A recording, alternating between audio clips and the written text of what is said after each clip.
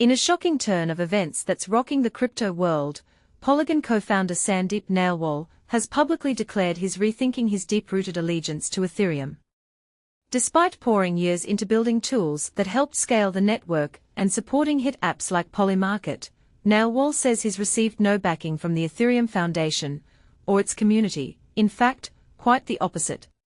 And this is the part most people miss. He believes this unwavering loyalty might have cost Polygon billions in potential value. But here's where it gets controversial. Could this be a fair gripe, or is it just another layer of drama in the blockchain ecosystem? Nailwal opened up about his frustrations on social media, sharing his journey with Ethereum. He didn't enter crypto because of Bitcoin, it was Ethereum that drew him in, and he's always held immense respect for key figures in the space.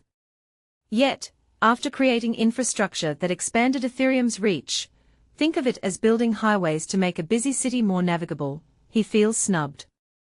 For newcomers to crypto, understanding this is key. Ethereum is like a major metropolis, the Layer 1, or L1, blockchain, and tools like Polygon act as express lanes or extensions, often called Layer 2s, or L2s, that speed things up and handle more traffic. Polygon has its own ecosystem with true L2 solutions like Cartana and Xlayer, but the Ethereum community won't officially call Polygon POS and L2. Mark Boyron, CEO of Polygon Labs, chimed in, calling Polygon POS a customer of Ethereum that pays hefty fees to the network. He urges the foundation to welcome rather than ignore contributors. Nailwal even mentioned friends advising him to rebrand Polygon as its own L1, which could boost its market value 2 to 5 times higher.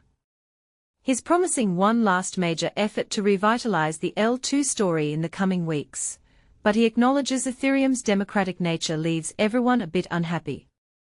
This isn't just Nailwal's story, it's part of a bigger developer compensation crisis that's exposing potential mismanagement at the Ethereum Foundation.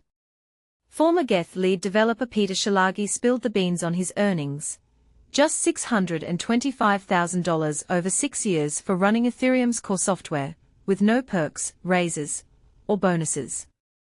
That's for a network valued at a staggering $480 billion. He called it a bad financial decision, and warned it could lead to conflicts of interest and even protocol takeovers. Szilágyi referenced Vitalik Buterin's view that if someone isn't grumbling about being underpaid, they are probably overpaid.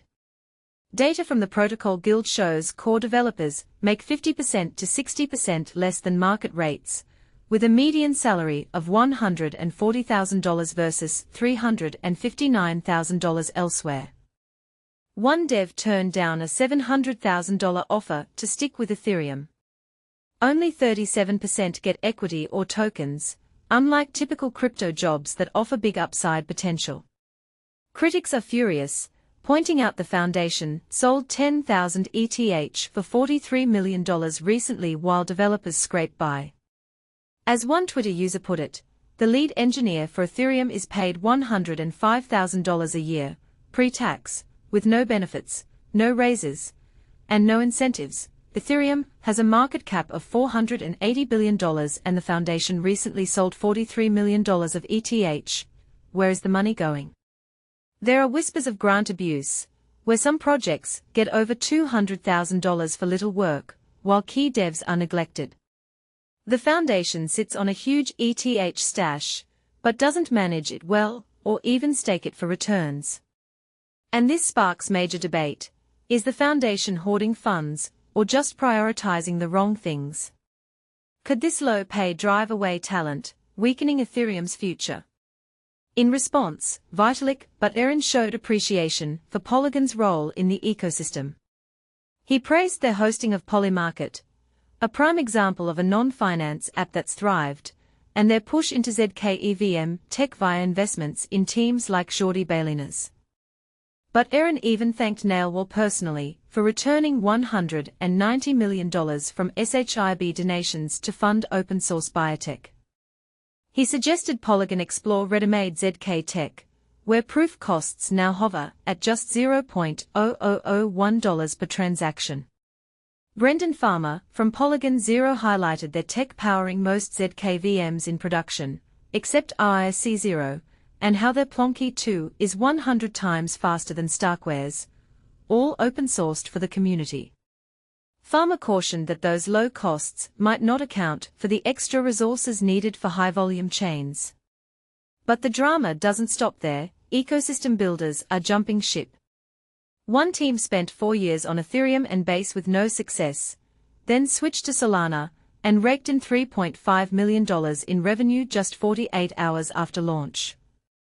They slammed Base and Ethereum as closed dinner parties with exclusive cliques, while Solana is open and builder-friendly.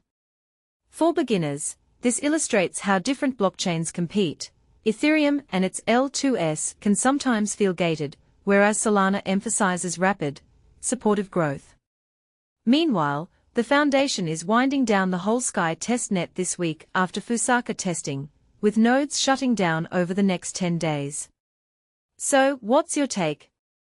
Do you think the Ethereum Foundation owes more support to contributors like Polygon, or is this entitlement in a volunteer-driven space? Should developer pay be a priority to prevent talent exodus, or does the focus on grants make sense? And is moving to rivals like Solana a smart pivot, or a betrayal of Ethereum's vision? Share your thoughts in the comments. Let's debate this crypto conundrum.